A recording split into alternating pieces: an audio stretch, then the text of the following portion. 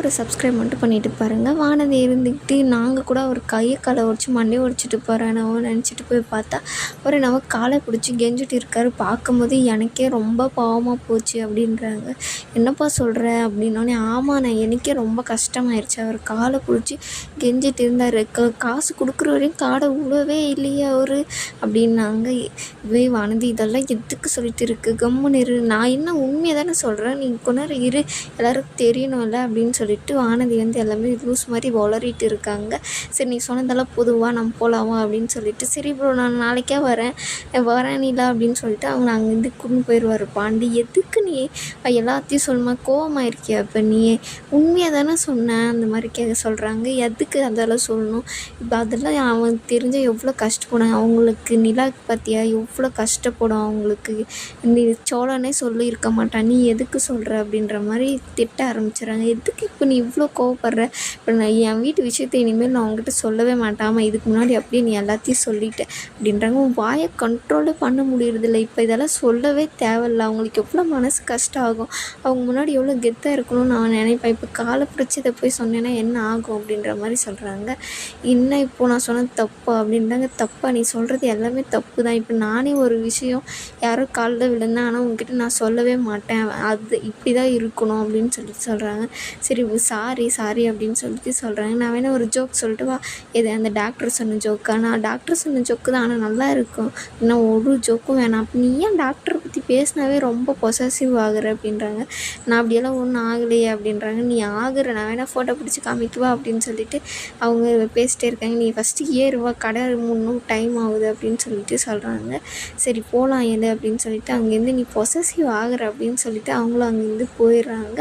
அதுக்கப்புறம் பார்த்திங்கன்னா கடைக்கிட்ட போகிறாங்க. கடையில் எல்லாம் எடுத்து வச்சுருக்கும் நீ சன்ஸ்க்ரீன் யூஸ் பண்ணு, நீ எவ்வளோ இதாகிட்டு இருக்குது பறிப்பேன்னா என்கிட்டயும் நீ பொருளை விற்க ஆரம்பிச்சு அங்கே வேலை செய்கிறவங்க இருந்துட்டு நான் எல்லாத்தையும் எடுத்து வச்சுட்டு நான் கிளம்புறேன் அப்படின்றாங்க. சரி நீங்கள் போங்க அப்படின்னு சொல்லிட்டு அவங்களும் போயிடுறாங்க. அதுக்கப்புறம் ஒருத்தர் மருந்து சீட்டுன்னு வந்து கொடுக்குறாங்க. எடுத்து மாத்திரை கொடுப்பாண்டியா அப்படின்றாங்க. நான் என்னடி கொடுக்குறது அப்படின்னா, கொடு நானே கொடுக்குறேன் அப்படின்னு சொல்லிட்டு அவங்கக்கிட்ட எடுத்து கொடுத்துட்றாங்க. என்னடி என்ன எடுத்து கொடுக்க சொல்கிற, ஏன்னா நான் உன்னை நம்பி 5 நிமிஷம் கூட எடுத்து விட்டுட்டு போக முடியாது கடையை அப்படின்றாங்க.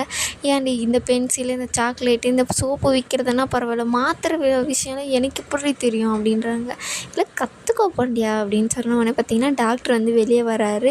டாக்டர் குட் ஈவினிங் அப்படின்றாங்க. நீங்கள் ஒன்றும் கடையை மூடலையா, அப்படி தான் அதுக்காக தான் எல்லாம் எடுத்து வச்சுட்டு இருக்கோம் அப்படின்னு சொல்லிட்டு சொல்கிறாங்க. உங்கள் பேர் பாண்டியன், எங்கள் அண்ணா பேர் கூட பாண்டியன் தான், இனிமேல் மறக்க மாட்டேன் அப்படின்றாங்க. ஒரு ஜோக் சொல்லுங்கள் சார், ஒரு ஜோக் சொல்லுங்கள் அப்படின்னு சொல்லிட்டு வானதி வந்து கேட்குறாங்க. அதுக்கு இப்போ போய் என்னங்க டைம் ஆகுது, அவரே ஒரு டயர்டாக இருக்கார், விடு வானதி அப்படின்னு சொல்லிட்டு பாண்டியனும் சொல்கிறான். இல்லை ஒரு ஜோக் சொல்லுவார் அப்படின்னு சொல்லிட்டு ஜோக் சொல்ல ஆரம்பிக்கிறாரு. வானதி விழுந்து சிரிக்குது. ஆனால் பாண்டியன் ஐயோ இவ சிரிக்கிறதுனால தான் இவர் சொல்கிறாரு, இதெல்லாம் ஒரு ஜோக்குன்னு சிரிக்கிறாளே அப்படின்னு சொல்லிட்டு பக்கம் நின்றுக்கிட்டு கடுப்பாயிட்டு இருக்காரு. ஐயோ செம்ம ஜோக்கு அப்படின்றாங்க. சரி நான் வரேங்க அப்படின்னு சொல்லிட்டு அந்த டாக்டர் அங்கேருந்து போயிடுவாங்க. விழுந்து சிரிப்பாங்க. எனக்கு வயிறெல்லாம் வலிக்குது அப்படின்னு சொல்லிட்டு வானதி சொல்லுவது, அந்த தைலத்தை வேணால் தண்ணியில் கலந்து கொடுக்கவா அப்படின்றாங்க.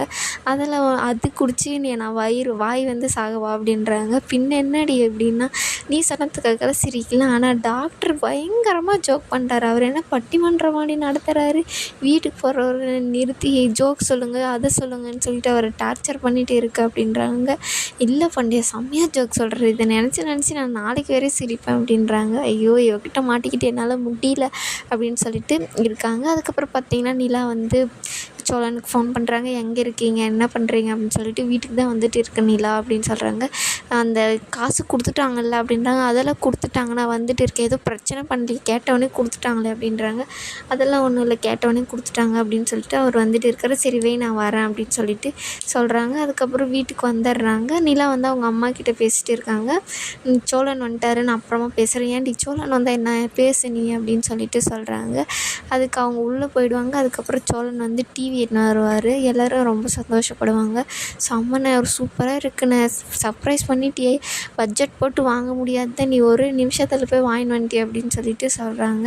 நிலா ஒரு திருடா, ஓப்பன் பண்ணாதரா அப்படின்னு, நல்லா ஓப்பன் பண்ணி பார்த்துட்டேனே அப்படின்னு சொல்லிட்டு பழம் வந்து பேசிட்டு இருக்காங்க. சேரண்ணா வந்து அவங்க ஒன்றும் பிரச்சனை பண்ணலையேடா அப்படின்றாங்க. அது ஒன்றும் இல்லைண்ணே, நீ காலில் விழுந்தது வானதி வந்து இங்கே சொல்லிடுச்சுரா, ஐயோ அந்த பைத்தியம் அங்கே இருக்கும் போதே நான் நினச்சேனே அப்படின்னு சொல்லிட்டு சொல்கிறாங்க. நிலா முன்னாடி ஒன்றும் சொல்லலையே அப்படின்னு அப்படின்னு நிலா முன்னாடியே தான் சொல்லுச்சு. நிலா அது கேள்விப்பட்டோடனே இது ரொம்ப மனசு கஷ்டம் மூஞ்செல்லாம் மாறிடுச்சுடா அப்படின்றாங்க. இந்த பொண்ணு ஏன்னா இப்படி பண்ணுது அப்படின்னு சொல்லிட்டு பார்த்தீங்கன்னா, இப்போ நிலா எங்கே அப்படின்னா அவங்க அம்மா கிட்ட பேசிகிட்டு இருக்காங்க அப்படின்னு சொல்லுவாங்க. அதுக்கப்புறம் நிலாவும் வந்து இது பண்ணோடனே டிவி வாங்கிட்டீங்களா நல்லா இருக்குது சோழன் அப்படின்னு சொல்லிட்டு உள்ளே போயிடுவாங்க. அதுக்கப்புறம் இன்றைக்கே டிவி மாட்டி ஆகணும், நீ யாரனா ஒரு எலக்ட்ரிஷியனை கூப்பிடுனே அப்படின்னு சொல்லிட்டு சேரன் கிட்ட வந்து பாண்டியன் சொல்கிறாரு. அவரும் சரிடா நான் கூப்பிட்றேன் அப்படின்னு சொல்லிட்டு ஃபோன் எடுத்து வரத்துக்காக போகிறாங்க. அப்போன்னு பார்த்து நிலா வந்து சோழனை கூப்பிட்டு சரி இருங்க நான் போய் அடி வாங்கிட்டு வரேன் அப்படின்னு சொல்லிட்டு உள்ளே போகிறாரு. கதவை மூடுங்க அப்படின்றாங்க. ஐயோ இன்றைக்கி என்னெல்லாம் காத்திருக்கோ தெரியலையே அப்படின்னு சொல்லிட்டு சொல்கிறாங்க. அவங்க கேட்டோடனே காசை கொடுத்துட்டாங்களா அப்படின்னு சொல்லிட்டு நிலா வந்து கேட்குறாங்க. கொடுத்துட்டாங்க, பொய் சொல்லாத சொல்லுங்கள், கேட்டோடனே கொடுத்துட்டாங்களா அப்படின்னு சொல்லிட்டு சொல்கிறாங்க.